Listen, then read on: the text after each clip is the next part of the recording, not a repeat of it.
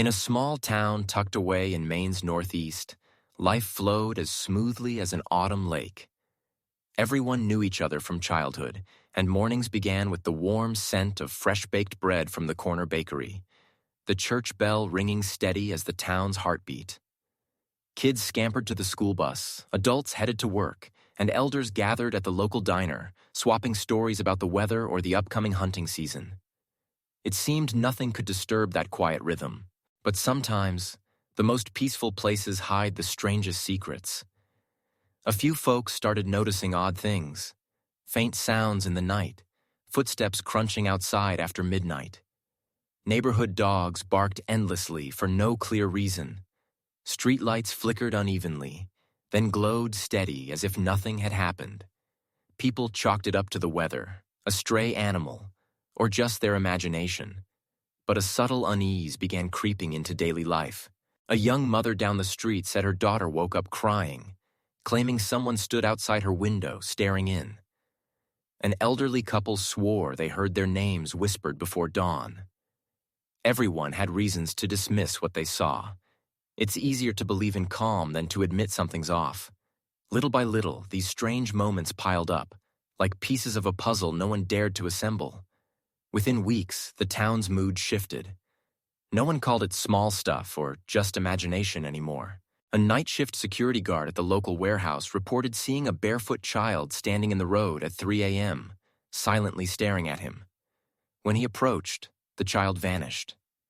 Police found nothing but a trail of tiny, wet footprints leading into the woods behind the mill.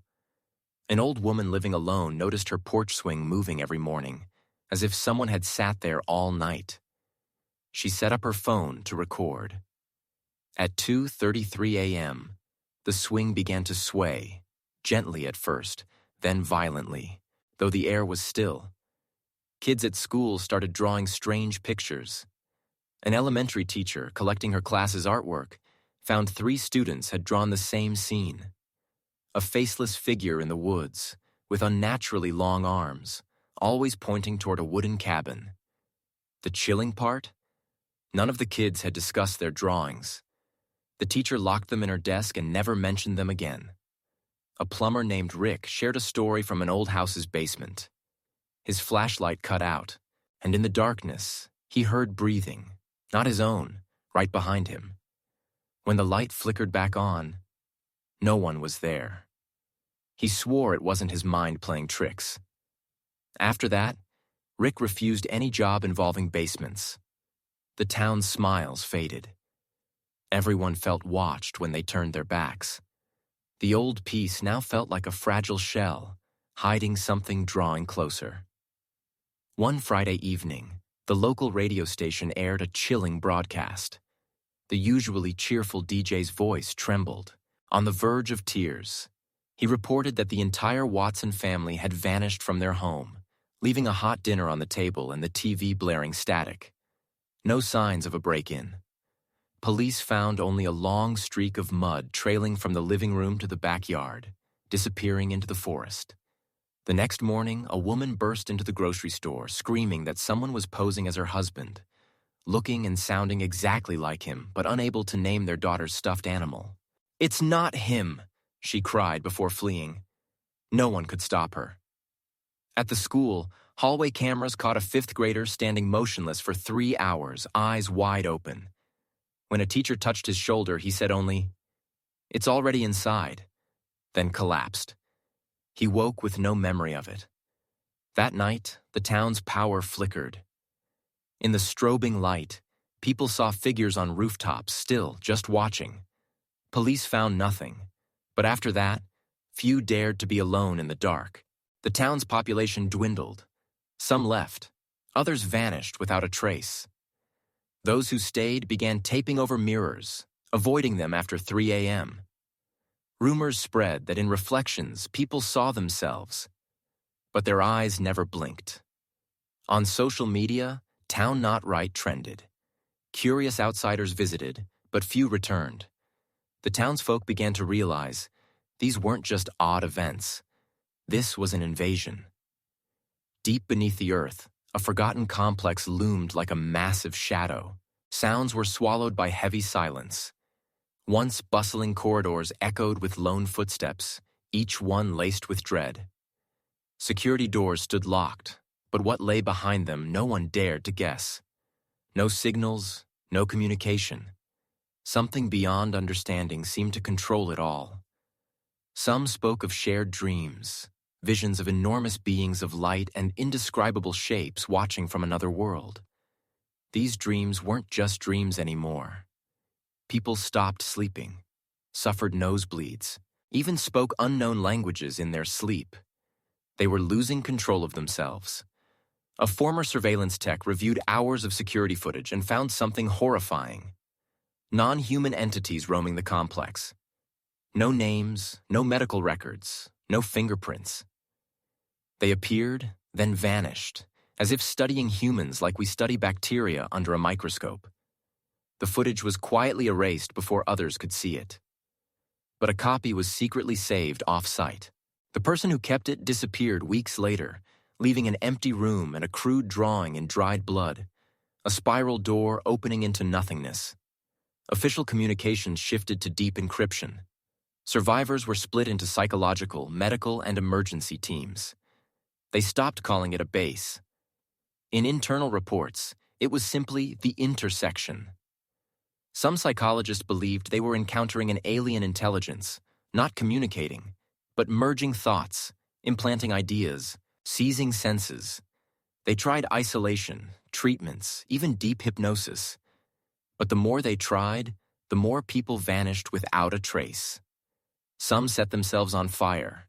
Others walked into cold rooms and never came out. In a lakeside home in Maine, someone picked up a strange AM radio signal. Whispers in an unknown language echoed through the night. Rumors said if you listened long enough, you'd understand. But no one who did stayed sane. The base was no longer human. It was a threshold, a boundary, and those who crossed it brought back something not of this world. They called it the deep layer, where top-secret experiments were buried from human eyes. No signs, no maps, just endless, maze-like corridors where every step echoed as if someone else walked with you. The air reeked of rust and chemicals, enough to spook even the bravest. Scattered notes found there described subjects brought back from the moon. No photos or IDs, but all shared one trait. They didn't speak, sleep, or act human anymore. A damaged audio log captured a man's voice whispering, "It's not dead. It's just waiting." A group once tried to escape. None returned. The last hallway camera showed lights shutting off and blood-curdling screams. Minutes later, the system rebooted, and the corridor was empty, as if no one had been there. The real terror wasn't what was locked inside. It was the feeling of being watched through concrete walls. Engineers whispered about recurring dreams when sleeping near the deep layer. The same scene, a half-open door, and eyes in the dark. Psychologists were called in but left after days, visibly shaken. One said the dreams didn't just repeat, they evolved, as if something was learning to communicate through sleep. Their advice: don't assume it's dormant. It'll wake if someone stirs its memory. And the scariest part? Electromagnetic sensors in the deep layer recently started flickering, though no one's been down there. People began to wonder, are we sure we locked it in? Or are we the ones trapped with it? There was no turning back. Past the rusted metal gate into the base's restricted zone, all sense of safety vanished. The space was darker than imagined. Emergency lights pulsing red like a dying heart. Corridors stretched on, cold and endless. Deep scratches marred the walls, as if someone had clawed their way out with bare hands. A loosely locked archive room stood ajar. Inside, thousands of dusty files were neatly arranged. Many detailed unpublicized test flights, even maps of unidentified landing zones on the moon, places no Apollo mission ever mentioned. The air grew heavier as the team reached the central control room. Machines still hummed. A black screen displayed white text.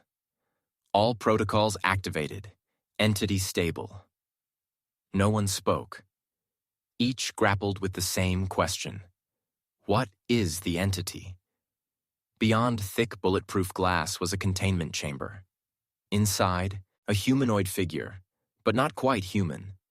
Gray skin, unblinking eyes, floating as if time had stopped. Nearby biomonitors showed erratic brainwaves, oscillating between deep sleep and an undeciphered consciousness. Dread turned to terror. This wasn't just an alien. It was part of a deal no one outside this place knew about. Every brain scan, every garbled whisper, it was learning. And it had learned too much. The realization hit like a gut punch. Something non-human was being protected, or imprisoned, right beneath their feet. And it knew they were coming. A sudden noise blared from the ceiling speakers, a warning from the base itself. Awakening protocol activated. Time remaining 47 minutes. The team froze. The entity's brainwaves spiked. Sensors glowed erratically.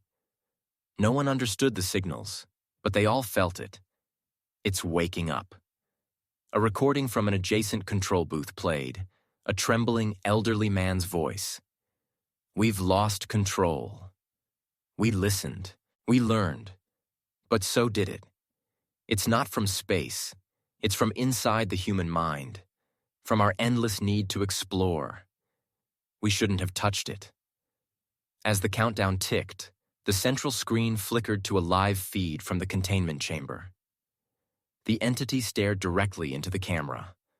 No movement, just eyes. But everyone felt it pierce through them. Emergency doors slammed shut. A team member, Harris, tried to escape but was trapped. His screams and pounding faded to silence. A robotic female voice echoed over the speakers. Entity detecting new consciousness. Adaptive response in progress. No one knew what it meant, but the truth was clear. The thing was copying human consciousness. Harris might just be the start. The remaining team faced a choice. Trigger the base's self-destruct to end it all, or expose the truth and face unimaginable consequences. One member whispered, trembling, "If we bring it out there, no one can control it. No one." The truth was found, but the cost of revealing it might be humanity's future. The clock read 00314. Self-destruct required both codes. They stared at each other, hands on the console. Would they save the world or unleash a non-human intelligence? The screen went black. A final click echoed. A spacecraft drifted silently past the moon's dark side. From the window, the crew saw endless craters like buried memories. At the control panel, lights flickered weakly, hinting at something wrong, but no one checked. All attention was on an audio log just received from the ship's old archives. A hoarse, broken voice spoke, recorded in the final moments of some event. "They're not from here. They don't want us to know." The voice trembled with fear, followed by a long hiss, then silence. The recording cast a heavy pall over the ship. No one spoke. But in their eyes, doubt turned to belief, a terrifying certainty that the hidden truth was real. Worse still were the faint radio signals that followed. Not clear messages, just Morse-like pulses, erratic, indecipherable, but deliberate. An old engineer muttered, "That's not our signal." A chill ran through the crew. If it wasn't from Earth or their ship, where and who was it from? The sky outside remained still. But for those who heard the recording, it wasn't peaceful anymore. It was the silence of the unknown, of secrets humanity shouldn't have touched. The ship's control center buzzed with chaotic code. Every decoder was activated to analyze the strange signal, pulsing, disordered, yet eerily repetitive. Experts tested it against ancient languages, numerical codes, even simulated brainwaves. Finally, they found a pattern, not quite language, but a pre-programmed warning, as if designed for humans to understand, if they persisted. The partial translation read, "Do not wake what is locked away. Not all darkness is empty. We failed to contain it. If you receive this, turn back now. The final lines were corrupted, as if something tried to block the signal.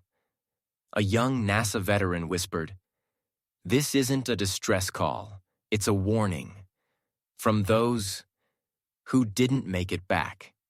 Then, a door to the ship's deepest security vault opened, one no crew member had accessed before. Inside was a black metal coffin, sealed with biolocks and fingerprints matching no one aboard. As the crew stood stunned, the ship's lights flickered wildly, and the internal alarm blared in red. "Seal protocol deactivated. Entity awakening, irreversible." Thuds echoed, not from outside, but from inside the coffin. The darkness was no longer silent. It was screaming. The thuds became violent, shaking the ship as if steel claws pounded from within. No one drew a weapon. They just stared, mesmerized. The air system hissed icy mist, and fog seeped from the coffin's seams, impossible in the ship's sealed environment. Suddenly, crash!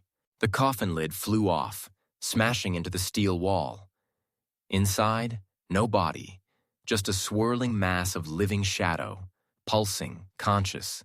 Every electronic device shut down. No light, no data. Only a faint hiss and the crew's racing heartbeats. A whisper invaded their minds, not from speakers or air, but inside their heads. "Time for you to pay the blood debt.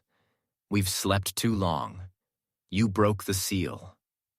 One crew member lost it, screaming and clawing at his face as if tearing off something invisible. Blood splattered the walls. The others fled, sealing the door, but no one was sure what they were locking in. As the shadow spread through the vents, old hidden videos surfaced from the ship's secret system. They showed a mission decades ago, a different crew who reached the forbidden zone before all records were erased. They had touched the entity and sacrificed themselves to seal it with their lives, a biological lock. A final clip played, the old commander's faint voice. "If you find this, it's not a creature. It's part of a universe erased from time. It doesn't belong here. And every time it wakes, a world vanishes." Security systems were hijacked, doors opening randomly. Another crew member vanished, leaving only bloody claw marks on the metal floor. The captain ordered an emergency self-destruct, but the code was rejected by someone dead for 3 hours. The entity was invading their minds. No one knew who was still themselves. Some began dreaming the same dream, standing on red sand under a torn sky, watched by a massive black eye that never blinked. It has chosen its successor. The ship's final logs pieced together a tragedy hidden for decades. Scientists, driven by discovery, became victims of a larger game. Their experiments had opened a gate to an entity beyond science. The moon wasn't just empty space. Beneath its gray dust were structures not built by humans, possibly older than humanity itself. Simulations showed signals pulsing every time humans made contact, like a defense mechanism or a warning. The signals didn't come from devices, but from the rocks themselves, as if alive. The original mission wasn't just science. It was a test to see if humans could survive and communicate with the unknown. They failed. Leaked files later showed survivors were never the same. Some became reclusive, others lost memories or showed signs of an untraceable infection. Anyone near them began sharing dreams of a dark, weightless void with flashing lights, signals of distress, or warning. Secret scientific circles no longer dismissed these as ghost stories. They became lessons to avoid repeating the mistake. The question wasn't, is it real, but are we ready for what's out there?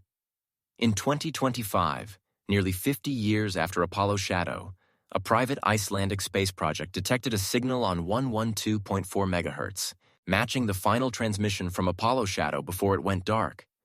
Strangely, it came from behind the moon, where no data showed anything existed. An off-the-grid investigation began, led by Dr. Elias Hawthorne, a former NASA signal expert fired for leaking classified data. He believed the U.S. had contacted a non-human entity and urged global scientists to investigate, though most called him paranoid. Modern AI decoded the signal, revealing a looping message. "We're still here. You opened the door. Now keep it open." No one knew who they were. But as the signal went public, strange events swept Earth. Apollo shadow contacts vanished or acted erratically. Blood moons appeared out of cycle. The ISS detected magnetic pulses behind the moon, like a heartbeat. Hawthorne released a secret report he'd kept for decades, revealing the moon's subsurface structures weren't just architecture. They were the brain of a vast alien nervous system, buried since ancient times. The U.S. government issued a statement. All information regarding Apollo shadow is fictional and lacks scientific merit. Once again, the truth was denied, but online communities, conspiracy theorists, and a new generation began connecting the dots. On July 20th, 2025, 56 years after the first moon landing, a blip appeared on space radar. It wasn't falling, but rising from the moon's dark side. This time, no one could ignore it. A new task force was sent to the abandoned lunar base. No textbook heroes. These were veterans of strange missions, rescue ops, and space crises. Each carried their own fears, but had the grit to face what others wouldn't name. From the moment they entered the base, they felt watched. Machines turned on and off randomly. Lights flickered, not from faults, but as if controlled. One member heard sounds from nowhere, whispers echoing inside the walls. They scoured labs and data vaults. Among the finds were encrypted logs, likely from a scientist who stayed until the end. The logs described an unidentified biological specimen evolving, learning, adapting. The logs also mentioned researchers seeing hallucinations, dead she's loved ones, hearing familiar voices in their heads. The condition spread like a mental plague, blurring reality and illusion. No one could tell who was still human. Days into the investigation, a new team member showed signs of losing control, sleeplessness, then scrawling strange symbols on walls, identical to those in old NASA files. The team faced a choice: dive deeper into danger or report and retreat. But something urged them to stay, as if the place itself held them, or someone whispered in their minds to keep going. A second team was sent, better prepared. Top experts in engineering, psychology, space exploration, and special investigations, trained for the unpredictable, even the non-traditional. But as their ship neared lunar orbit, communications glitched. The unease wasn't from equipment, but the air itself, pressing on their minds. One member developed insomnia the first night, despite no prior issues. At the base, everything was intact. Stored data revealed a looping audio signal, starting when the prior team vanished. Not speech or Morse, but a haunting whisper buried in the recordings. An engineer tried tracing the signal's source. The results stunned them. It came from deep within the moon, an unmapped area. This wasn't just a missing team. It was proof of something beyond human understanding. Stay and report, or push deeper into the unknown. They stayed, driven to uncover a truth that might otherwise stay buried.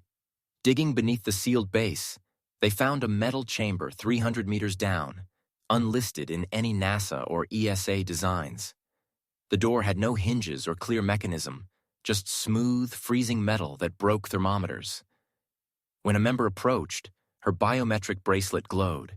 The door opened, as if waiting. Inside, a pitch-black corridor glowed faintly with each heartbeat. Time warped, watches ran wrong, tablets froze, memories scrambled. One forgot their own name in under an hour. Another muttered in an unknown tongue. At the corridor's end was a vast circular room, holding only a spiraling black stone structure, humming the same whisper from the signals. As they approached, one screamed, bleeding from ears and nose, then collapsed. The base's lights flashed. Earth contact cut off, and the room's door began closing, untouched. Someone shouted, "It's not a machine, it's the living memory of something here before humanity." No time to ask what he meant. The room shook. The walls glowed with moving spirals, like a brain firing. A deep hum rose, like millions of voices in their subconscious. Not human language, but raw instinct. They understood without translation. One member sent a distress signal to Earth, but it transmitted neural frequencies, triggering the black structure to dissolve, not into dust, but thoughts. Then they saw it. A living memory of an ancient species beneath the moon, predating its orbit around Earth. Not from space. Always here, before Earth's atmosphere formed. Bodiless minds, existing in quantum space between matter and thought. The moon wasn't just a satellite, it was a giant memory bank, a mental skull storing an extinct species' knowledge, emotions, and final fears before the turning. Dr. Rivera froze, no longer herself. Her voice changed, eyes blank. In a non-human tone, she said, "You've opened the final door, not to explore, but to become the new vessel." The room wasn't a vault, it was a memory transfer hub. Those inside weren't learning the past. They were being rewritten. Someone screamed, "We're not ourselves anymore. This is a ritual, not an accident." Then, the light went out. In absolute darkness, personal memories faded, overwritten by alien ones. Someone recalled a lightless world where minds synced without words. A colossal consciousness was reforming, using them as living drives. The spiral room was just the start. The second team reached an uncharted underground maze, built by a non-human civilization. Unnatural stone walls glowed faintly from unknown structures. The air wasn't the only terror. The whispers in their minds weren't from the team.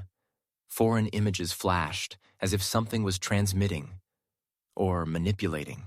A soldier sketched wall symbols, matching hidden NASA records of an ancient lunar species. They didn't die. They slept. And human digging had woken them. The walls pulsed like veins. In the dark, the team lost sight of each other, hearing only whispers in the voices of loved ones long gone. Ramirez panicked, muttering, "She's calling me, my wife, but I buried her on Earth." He ran into a symbol-filled passage and vanished. The team found his suit, torn from inside, flesh gone. No blood. We're being invaded. Dr. Kira trembled. Not with weapons, but our memories and emotions. It doesn't kill with claws. It makes us destroy ourselves. They tried to retreat, but the entrance was gone. Instead, a massive metal door bore a 1958 NASA logo, predating lunar missions. "This can't be," Kira whispered. "Unless someone knew and hid it." A hologram from Colonel Blake, missing for 30 years, confessed, "NASA knew of them. They sent us to silence the truth. When we found this vault, they cut contact. What we unearthed wasn't ruins. It's an ancient mind, assimilating humans, remotely. If you're seeing this, you're too late." The final revelation. One of you is the trigger, a mind-seeded parasite. They don't know, but it's waiting for the right moment. A traitor was among them, and no one, not even the carrier, knew who. At the abandoned lunar base, the second team entered a maze of memory, lies, and psychic experiments. Cold walls bore scars of a life torn apart. Tangled cables, shattered screens, and human bones lay arranged, sending a message. Dr. Monroe, a psychophysiologist, heard inexplicable whispers, not via radio, but in her mind. Only she heard them. Deeper in the core, she lost control, torn between fear and a strange pull. Lieutenant Carrion, a biowarfare veteran, decoded a digital log, a confession from Project Oracle, a secret program to implant alien memories into human brains for humanity's upgrade. The final line repeated, "We didn't find alien life. We invited it in." The air thickened. Harris, an energy engineer, turned, aiming a plasma gun at the leader. "You think you're investigating? You're the next test subjects." Harris was a mole for a rogue government faction, aiming to steal alien memories for multi-dimensional super soldiers. A fight erupted. Monroe, gravely wounded, sent a final data burst to Earth. Neural takeover visuals, human consciousness replaced by an ancient parasitic intelligence. As unidentifiable frequencies dissolved tissue, the leader faced a choice. Destroy the base, or keep the specimen for fame, power, immortality in an alien mind. Some resisted. One sacrificed himself, rushing the control room to trigger self-destruct. Harris, partly assimilated, stopped him. Bleeding out, Monroe pulled the manual destruct lever, whispering to a formless spirit, "We choose humanity, imperfect as it is." A silent blue explosion erased the base, not with fire, but total dissolution of matter and memory. Only 4 remained at Dark Zone Station: Colonel Fay, Signal Engineer Arden, Biologist Rika, and Security Agent Core. Trust wavered when monitors showed a brain signal from a living entity outside the main hall, accessible only through a permanently locked space gate. Fay secretly ordered Arden to hack Level 9 security modules, holding ancestral brain data from Earth's genetic missions.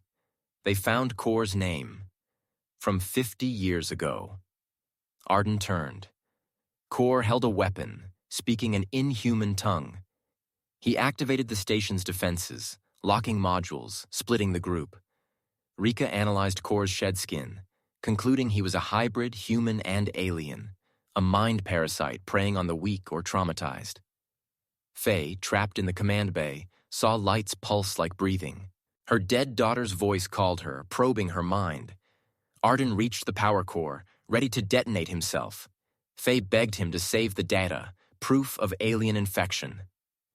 In his final seconds, Arden sent it to a hidden lunar satellite, then triggered the explosion.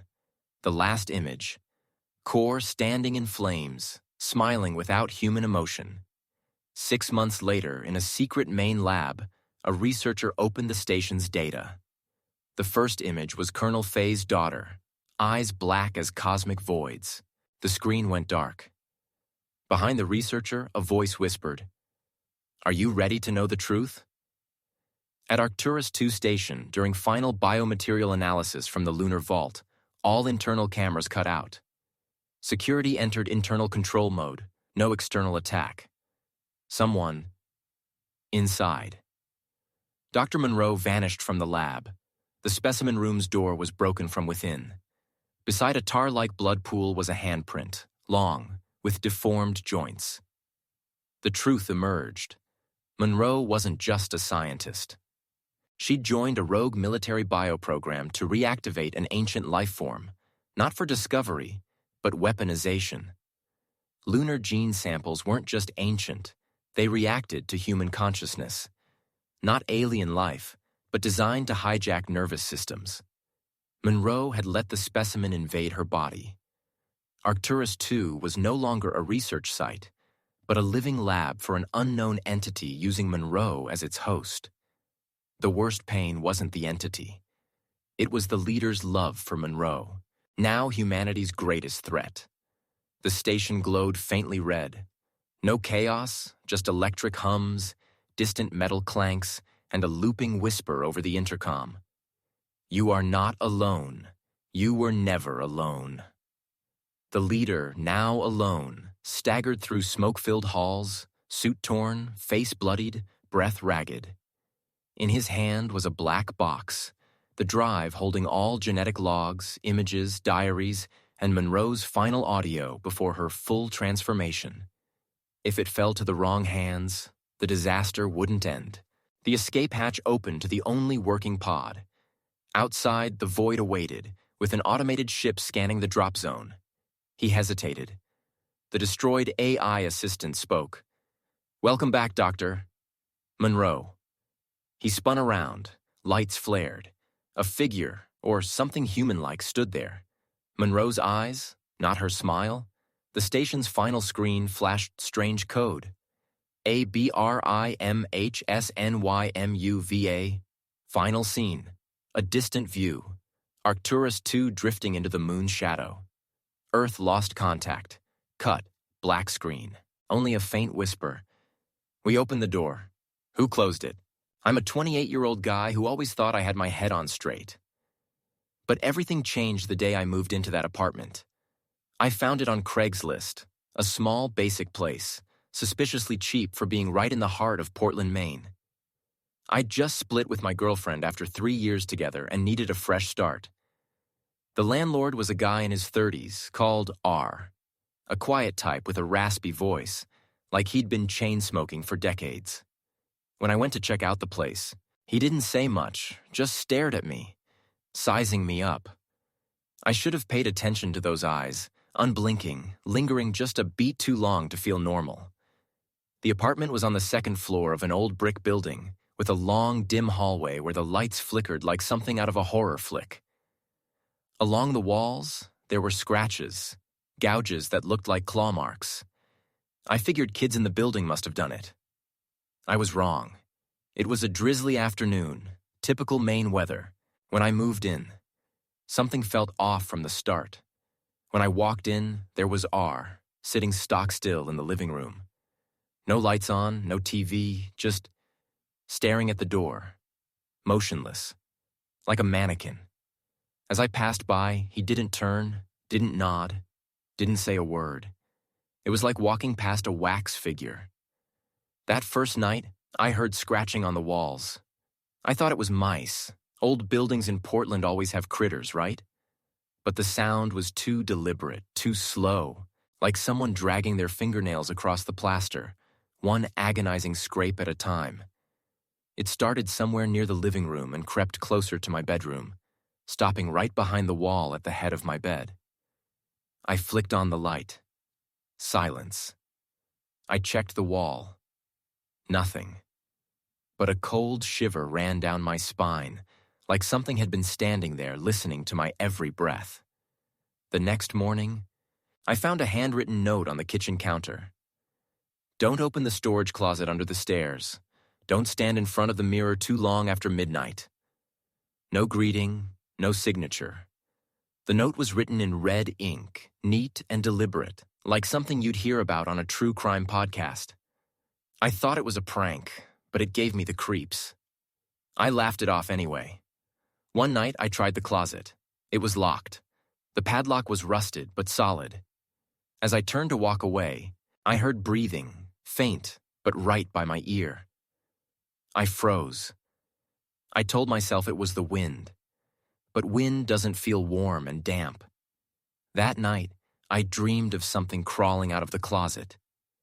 It didn't have a face, just long, blackened hands like a monkey's, with sharp, blood-crusted nails.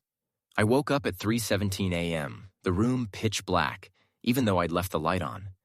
It kept happening. Every night, I'd wake up at exactly 3:17 a.m., drenched in sweat, heart pounding. The clock never missed a second. I tried setting an alarm for 3 a.m., but it wouldn't go off. I switched phones. Same thing. Always 3:17. R started showing up in my dreams, not doing anything, just standing at the foot of my bed. Silent. Sometimes I couldn't tell if it was a dream or real. I'd see him in the hallway in the morning, standing the same way. Eyes wide, unblinking. One night, I heard a whisper right by my ear. "You opened the wrong thing." I bolted upright, knocking over the bedside lamp. No one was there, but my bedroom door was cracked open. I knew I'd locked it.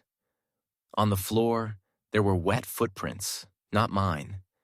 They were smaller, with long toes and claw-like marks. I stumbled out of my room and saw the storage closet door ajar, just a sliver, but enough to catch movement inside. At first, everything seemed normal enough, but sometimes The worst things start with the smallest changes, the ones you barely notice. Nobody paid attention when the clock on the wall stopped at 2:37 a.m. 3 nights in a row. Nobody cared that the hallway light on the second floor kept flickering, like it was sending an SOS from some far-off place. People chalked it up to bad wiring or the coastal wind messing with the circuits. But then, one night, folks started hearing faint scratching under the hardwood, like something crawling beneath the floorboards, trying to claw its way up. One tenant swore they saw a shadow standing outside their third-floor window. No balcony, no way up. Just a silhouette, motionless, staring in. When they blinked, it was gone. They thought they were just tired. But the next morning, 3 others said they'd seen the same thing. The cold started seeping into the building. Not Maine's usual winter chill, but a bone-deep cold that felt like the air itself had been drained of life. Even in June, people were bundling up in blankets. Someone checked the thermostat one night. It dropped to 43 degrees Fahrenheit, even though the AC wasn't on. Dogs in the building started barking at empty corners in the living room. Sometimes they'd growl, back away, tails tucked, terrified of something no one could see. One dog refused to step foot in the room altogether. Animals always sense things first, things that don't belong. Then, one night, someone woke up to whispering right by their ear. Muffled words like they were coming from underwater, half pleading, half moaning. They flipped on the light. No one was there. But there was a dent in the pillow next to them, like someone had just been lying there. Day by day, the strange occurrences grew. And the scariest part wasn't that they happened. It was how they built up, like a fever waiting to break. After weeks of tension, the apartment went eerily quiet. No more strange noises at night.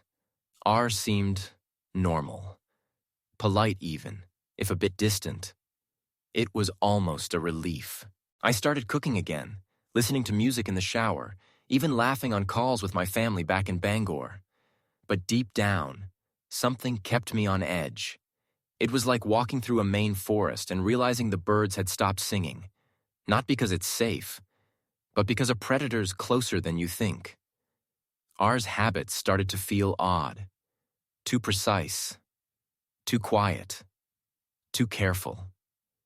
He always locked his room, even when he went to the bathroom, keys jangling in his pocket. Every night, I'd hear furniture dragging, but by morning, everything was spotless, like he'd never left his room. One time, I caught him. System wiping down a kitchen knife over and over like a ritual. His eyes didn't blink, didn't move, just his hands, steady and rhythmic. I wanted to say something, but my throat closed up. Not out of fear, but because my body knew something was deeply wrong. One night, I woke to the sound of metal clinking, then a faint rattling. It wasn't coming from my room. It was from inside my closet. When I opened it, there was nothing but a gray hoodie hanging neatly. Not mine. I'd never seen it before. R always wore dark clothes, never cheap stuff like this. But what made my skin crawl was the note that fell from the pocket. "We're watching you sleep." I slammed the closet shut, my body ice cold. And even in the dark, I knew someone was standing in the corner where the light couldn't reach. I found a tiny camera hidden behind the wall clock, aimed right at my bed. The power outlet in my room had been tampered with, a recording device tucked inside. This apartment I called home wasn't a home. It was a stage. And I was just an actor in someone's twisted play. I had 2 choices: pretend I didn't know and live in fear, or leave that night. But if I left, who's to say the watchers wouldn't follow? That the ones watching me sleep weren't already tracking me elsewhere? That my life hadn't been tagged forever? After days of what I thought was calm, a quiet evening turned everything upside down. The apartment was silent except for the hum of the fridge and the creak of the ceiling fan. But that silence made everything feel more suspicious. When you've lived in fear, you know the scariest thing isn't noise, it's unnatural quiet. Around 1 a.m., I heard a soft click, like someone turning the doorknob to my bedroom from the outside. No footsteps, no voices, just that faint, deliberate twist. I thought I'd imagined it. Maybe the wind, or a loose knob. But it happened again. Clearer, like someone testing if the door was locked. The air turned frigid. I held my breath, ear pressed to the door. Nothing. But I could feel something hovering just outside. I couldn't open the door to check, couldn't call out, because what if it heard me? The next morning, everything seemed fine, until I found a scrap of paper under the door. No words, just a crude pencil sketch. A circle with an X through it, like some ancient rune. No one knew what it meant. No one dared keep it. But it confirmed something had been standing outside my door all night. From then on, things changed. Houseplants withered overnight. The sink reeked, even with no food scraps. The bathroom light flickered, though the bulb was new. And every night, I heard wheezing breaths from the darkest corner of the room, where no light ever reached. One tenant set their phone to record overnight in the living room, set to activate at any sound. The next morning, they played it back, and we all froze. At 3:12 a.m., slow, heavy footsteps crossed the hallway. Not anyone's in the house. Then a faint whisper, in no clear language, like someone chanting from underground. And then, a laugh. Not a human laugh. Not a child's. Something sharp, high-pitched, echoing, and bone-chilling. Like it knew it was being recorded. No one could deny it anymore. This wasn't just ours weird behavior. It wasn't just paranoia. Something else was living here, or hiding in the shadows our eyes couldn't see. The apartment wasn't an apartment anymore. The fluorescent lights flickered like a dying creature. The walls, stained with damp, peeled to reveal strange shapes, some like screaming faces, others like hands clawing to escape. The air smelled of rust, mold, and rotting flesh left too long in the dark. R, once quiet and unassuming, sat motionless at his computer, eyes wide, staring at a looping video. This very apartment, with someone tied up, gagged, struggling to scream. But the worst part wasn't the video.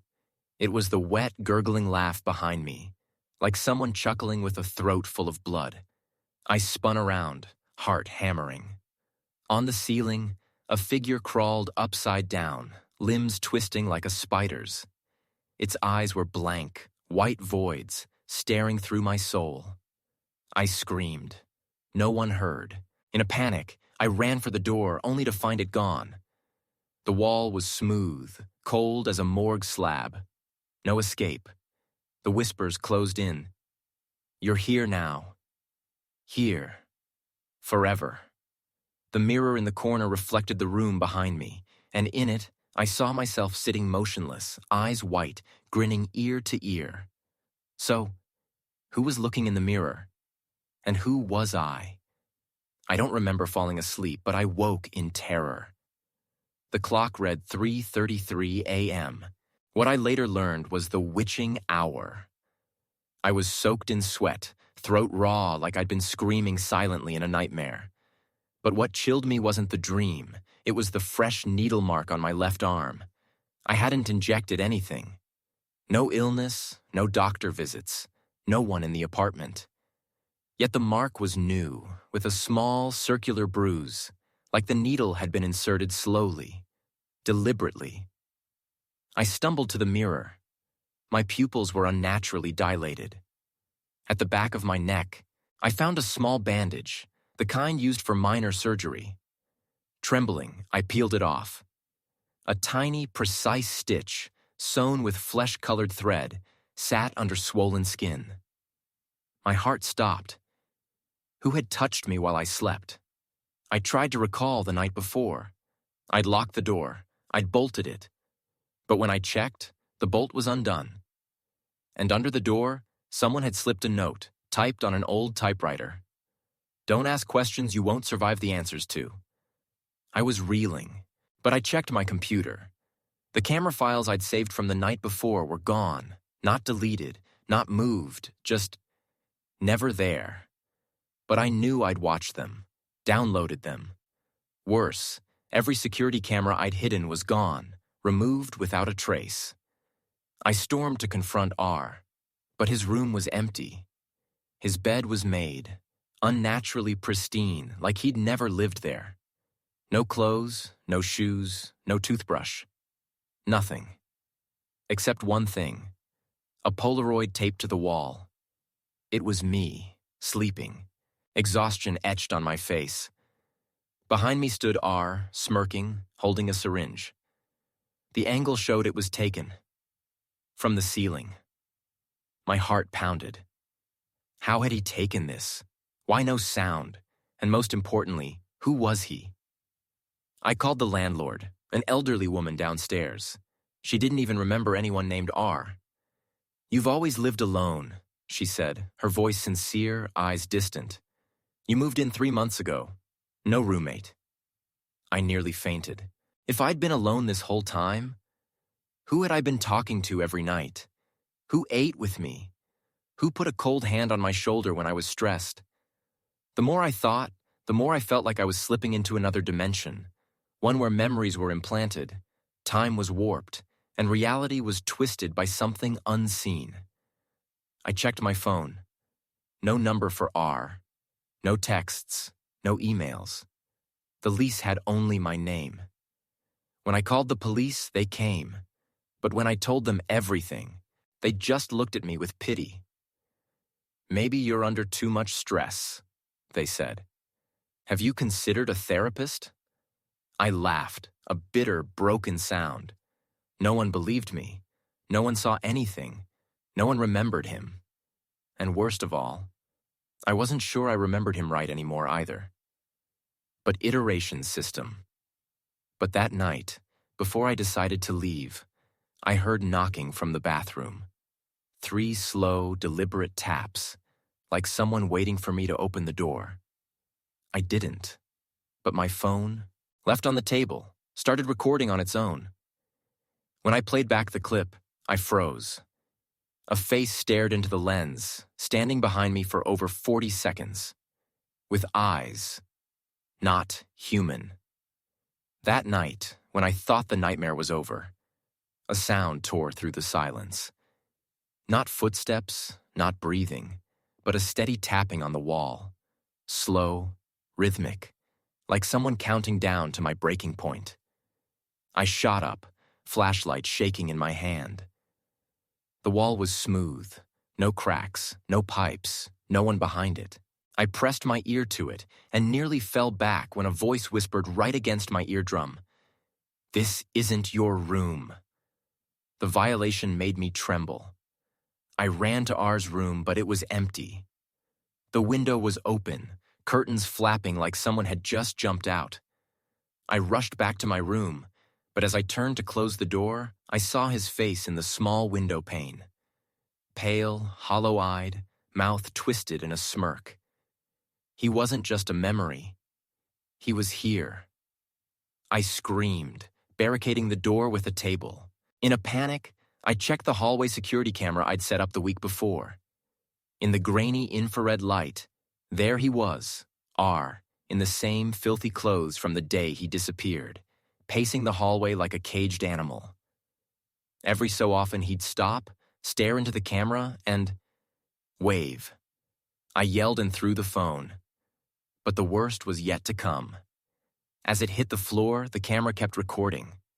The last thing I saw was a door creaking open behind me without me touching it. What was really happening? How was he back? Or had he ever left? I wasn't the only one in that apartment anymore. 3 days after R vanished, the apartment fell into an unnatural silence. I thought the nightmare was over, that I could breathe again now that the source of my terror was gone. But I was wrong. The real horror was just beginning. While clearing out R's closet to reclaim the space, I found a hidden compartment behind. Control, 86. System. A loose board. My heart raced as I pried it open. Inside was a rusted metal box reeking of damp rot, like it had been buried for centuries. Inside were dozens of old-school film photos. But it wasn't the format that froze me. It was the content. They were all of me. Sleeping, showering, changing, taken from impossible angles. One showed me asleep, mouth open from the ceiling. My face looked lifeless, and in the mirror's reflection, I saw R's eyes staring back. But the worst was the last photo. It was black and white, showing me sitting in the apartment, hunched over my laptop, exactly where I was right then. But the photo was faded, like it had been taken months ago, buried at the bottom of the box. Impossible. I'd only been here 3 weeks. I vomited on the floor. My hands shook. The cold from the hardwood crawled up my spine like fire ants. I screamed, tore the closet apart, threw everything out. But nothing changed the truth. Someone, or something, had been watching me for a long time. That night, I couldn't sleep. I sat in the corner, a knife clutched in my hand. Around 3 a.m., my phone turned on by itself. A text from an unknown number. "Don't go back to the closet. It doesn't just take pictures." I broke down. This apartment wasn't a home. It was a trap. And I'd been prey since the moment I walked in. Every tiny sound that night made my skin crawl. I didn't know what was waiting for me the next night. But I knew if I didn't leave soon, I'd never leave. Not as a human. In my final days in the apartment, I couldn't tell what was real anymore. The sounds weren't just whispers, they were screams, calling my name, urging me to enter the locked storage room. R's face, if it was still R, flickered in reflections, in the shadows behind me, or right in front of me when I blinked. One night, I saw him in the kitchen, skeletal, holding a blood-rusted knife, slicing pages from an old journal and eating them. He grinned at me and said, "You've read it too, haven't you? Your turn now." I started doubting myself. Was I imagining it all? I tried a psychiatrist, but every appointment led me to an abandoned house on the outskirts of Portland. The doctor's name, when I looked it up, didn't exist. I called my mom, desperate for help. But the phone only crackled with static, like I was calling a line cut off from reality. Once, I heard R's voice on the other end. "You don't have anyone left to call, do you?" The apartment became a mental prison. The walls pulsed, the ceiling dripped red like blood, the outlets whined.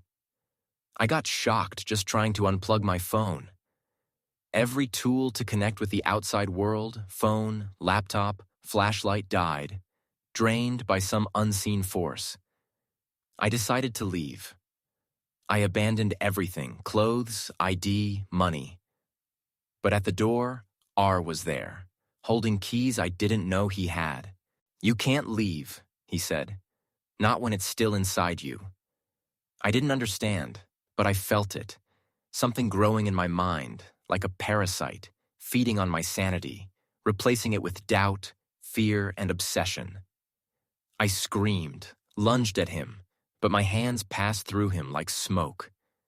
He vanished in a cloud of black, leaving behind the stench of decay and a booming laugh.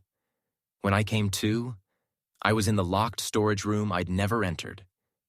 In front of me was a mirror, but it wasn't me in the reflection. It was R, smiling, saying, "Now it's your turn to stay here." I went back to the apartment one last time to grab my remaining things. I'd signed a lease for a new place, ready to cut ties with this nightmare. I thought it was over, but the unease never left, like I'd missed a critical piece of the puzzle. I entered R's room, which I'd avoided since he disappeared. The door was locked, but I had a new key. I pushed it open, and my world collapsed. The room was dusty but meticulously arranged. The walls were plastered with photos of me, sleeping, eating in the living room, even from behind when I didn't know anyone was there. A massive pinboard mapped my every move, my schedule, relationships, outings, visitors, even how many times I called home. Next to it was a thick notebook, filled with handwritten entries detailing my emotions day by day. Not just my actions, but my thoughts, fears, doubts, hopes. How did he know? I shivered. It was like he'd recorded things I'd only thought, never said. The last page read, Day 127. He's starting to suspect. But it's not enough. Push him a little more. I want to see when a man breaks. I collapsed. Everything, the looping music, the shadow in the bathroom, the doors opening at night, the figure in the mirror, even my fear he was dead, it might all have been orchestrated. A months-long psychological torture, designed with chilling precision. But why? I flipped to the final note, smaller, in red ink. Experiment complete. Begin phase 2. Next target. The new tenant. My blood ran cold. He hadn't disappeared. He'd just stepped back, an invisible observer. I was just one in a line of prey. I bolted out, leaving the door unlocked. I abandoned everything, didn't care about the deposit. I just had to get out. Weeks later, I went back for the notebook, hoping to show the police. But new tenants had moved in, a young couple, fresh from out of state, cheerful and naive, just like I was. They invited me in, but I declined. I only asked one question. Who's your roommate? The wife smiled. Oh, there's a guy. Kind of quiet, but nice. Always wears headphones. Doesn't talk much. Seems to like watching more than chatting. I thanked them and left. I didn't dare look back. And I knew my story was just the first chapter of a novel still being written, in that apartment, through the eyes of someone the world would never suspect. I stood in the freezing room, staring at the cracked antique mirror that should have shown my face. But it didn't. Instead, I saw another me, a version with empty eyes, a pale, smirking mouth, blood dripping from its temple, hands filthy like it had clawed something up from the earth. I stepped back. 1 step, 2. Each movement brought a creak from behind the mirror, like something crawling, not in the room, but inside the reflection itself. Then it moved. Not me. The thing that looked like me, but wasn't human anymore. I screamed. The mirror shattered as its hand broke through, clawing at the air, reaching for me across 2 worlds. The lights flickered and died. I was swallowed by darkness, but I could still hear the glass breaking, and footsteps coming closer in the pitch black. Was it real? Or just my mind playing tricks? If it was you, would you dare look in the mirror at midnight? Drop a comment. When was the last time you heard footsteps in the dark? Share your thoughts below. Follow for more chilling stories. Got a creepy experience? Send it my way. It might be the next tale. It all began with things that seemed harmless enough. A family moved into an old house near the edge of a forest, a place locals mentioned only in hushed tones. The house had a rustic, weathered charm, worn but sturdy, with wild grass spilling over the yard and creeping up to the sagging wooden fence, as if time itself had forgotten the place. On their first day, they noticed small oddities. The living room window would swing open every morning, no matter how tightly it was locked the night before. The porch light flickered on and off, even though the wiring had just been checked. At first, they chalked it up to Maine's damp weather or the house's long vacancy. The family's 7-year-old began sharing strange stories. The child spoke of an imaginary friend no one else could see, described with unsettling detail. She wears a long dress, her hair's all tangled, and she walks barefoot. She stands by my door when I'm sleeping. The parents dismissed it as the vivid imagination of a kid adjusting to a new home in the middle of nowhere. But soon, sleep became uneasy for the whole family. They'd wake in the dead of night to faint noises, sometimes the soft patter of footsteps on the creaky wooden hallway, other times a steady knock at the door, 3 sharp raps, though no one was ever outside. A strange chill settled over the house, especially at dawn. No matter how high they cranked the heat, they checked the furnace, the wiring, even installed motion sensors, but found nothing to explain the growing sense of dread. A neighbor down the road hinted that the place had a history, though no one would say exactly what. The only advice they gave was this: if you hear knocking at night, don't open the door. No matter how familiar the voice calling out might sound, don't step outside. The family tried to brush it off, not wanting to give in to small-town superstition. But deep down, each of them felt it, a presence watching from the shadows, silent and patient. It wasn't just the house. The whole area seemed to hum with something unnatural.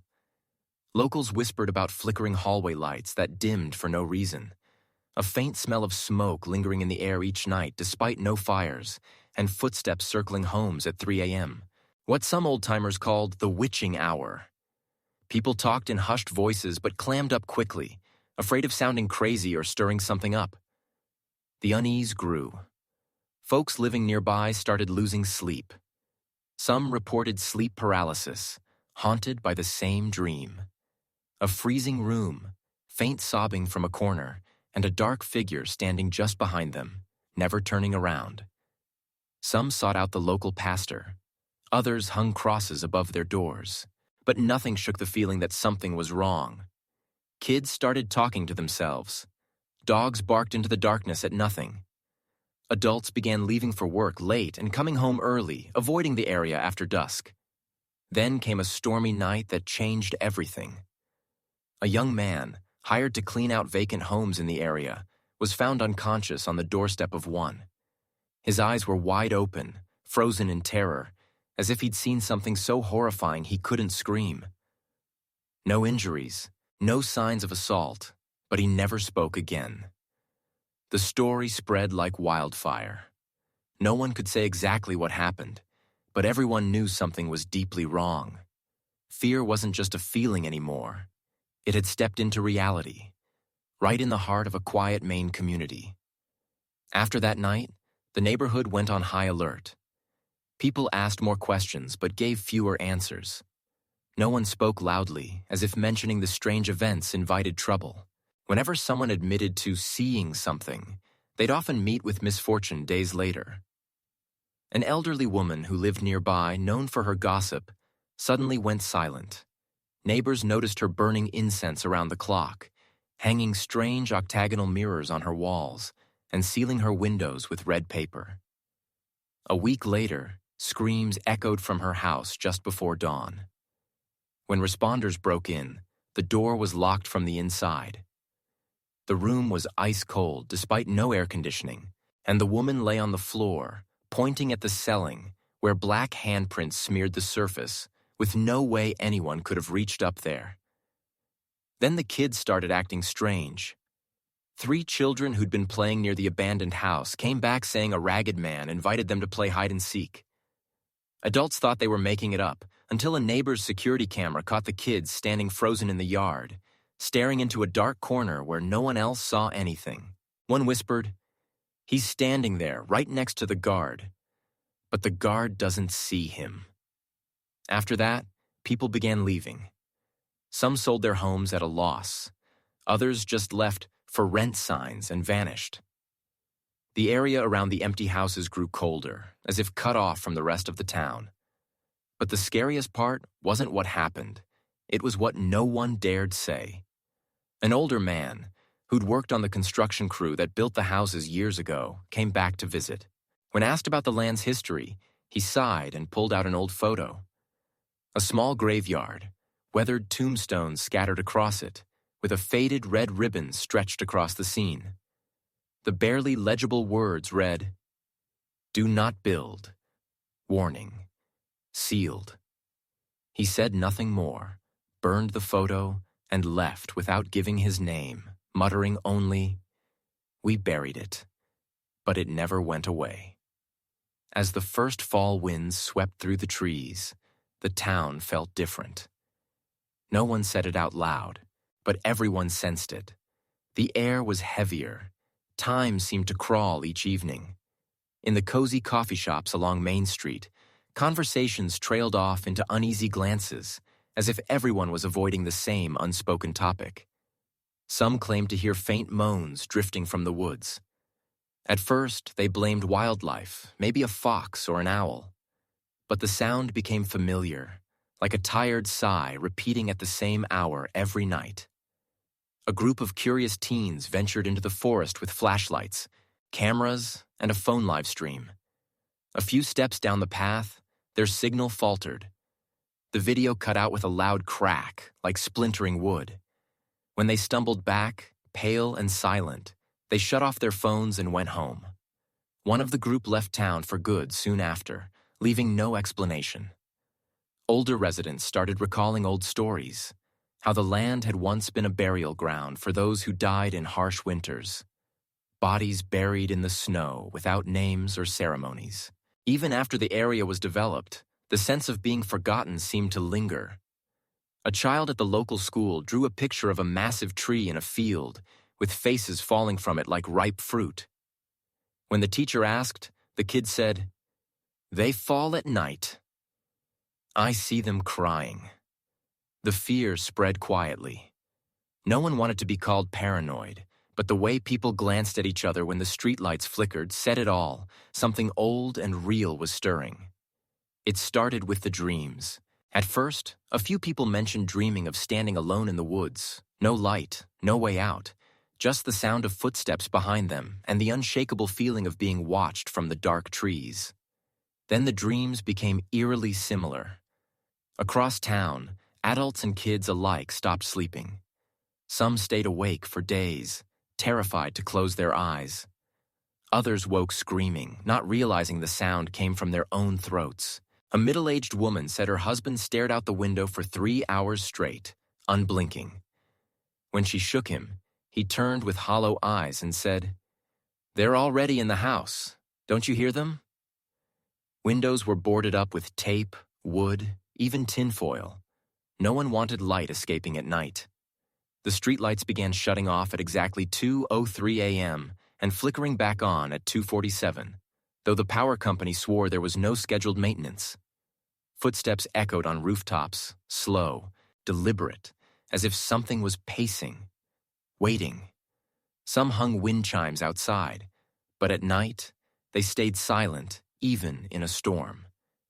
In the dead calm, though, the chimes would ring faintly, as if someone were brushing the metal with human fingers. A quiet kid in the neighborhood started drawing stick figures in black charcoal, hanging them around her room. When her mother asked why, she said, "I don't want them to forget my face. If they do, they'll take me away." Rumors flew. Shadows standing motionless in yards at dawn. Night shift workers vanishing without a trace. A woman waking to find a stranger's face inches from hers in the dark. The town stopped sleeping. Dark circles deepened under people's eyes. Stores stayed open 24/7. Folks gathered in groups, sipping coffee through the night, sharing what they saw in their dreams, if they dared to sleep at all. Because they all knew, in those dreams, something was calling their names, one by one. When the last faint light in the old bomb shelter flickered out, only a few survivors remained. They didn't cry or tremble anymore. They sat in silence, as if they'd become part of the darkness. The final days passed in suffocating quiet. A few tried to escape to the surface, but most never returned.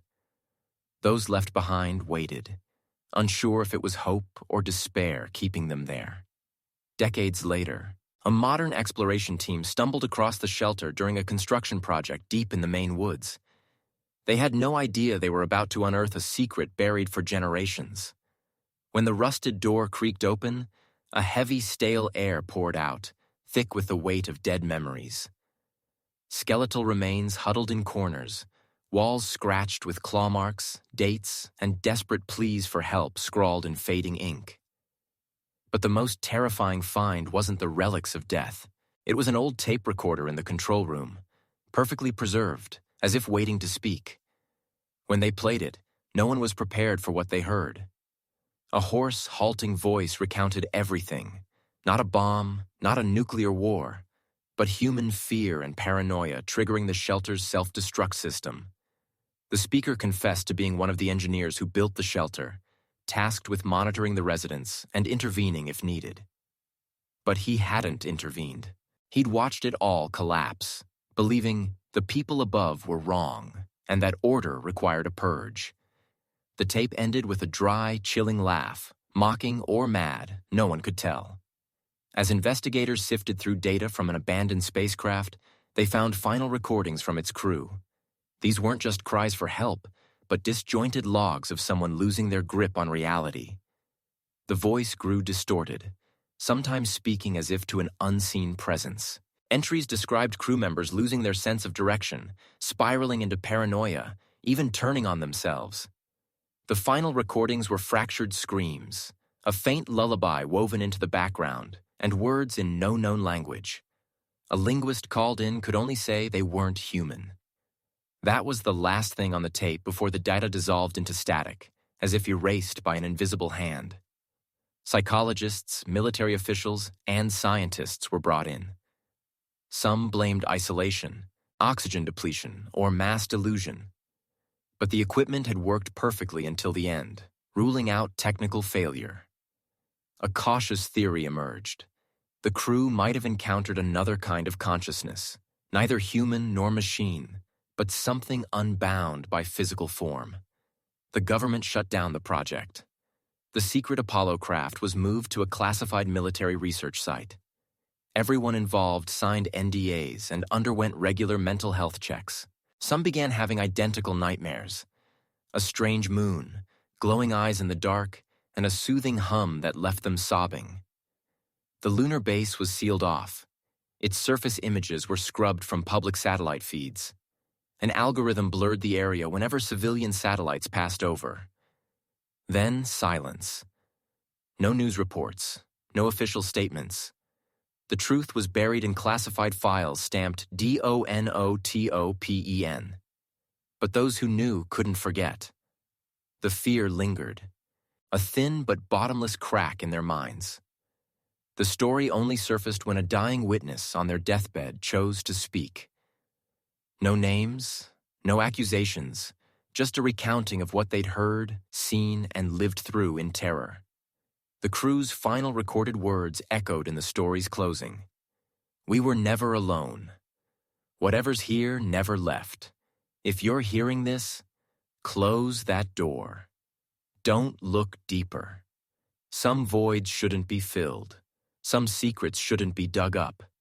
And some doors, once opened, can never fully close.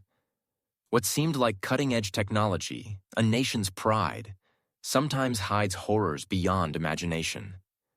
No one knows what really happened on the moon that year, or why the mission's files were sealed forever. The question hangs like gravity caught between Earth and Moon. What was found? And what was sacrificed to hide it? Maybe the answer lies buried on that cold, distant surface. Or maybe one day someone will find the final clue in a grainy tape, a scribbled note, or a memory time hasn't yet erased. This isn't just a story of the past. It's a reminder that some things humanity isn't ready to explore. Sometimes, the scariest thing isn't what we see, but what we're forced to forget. If you've heard strange tales about the moon or have thoughts you've never dared voice, share them. Maybe your piece of the puzzle will bring this picture into focus.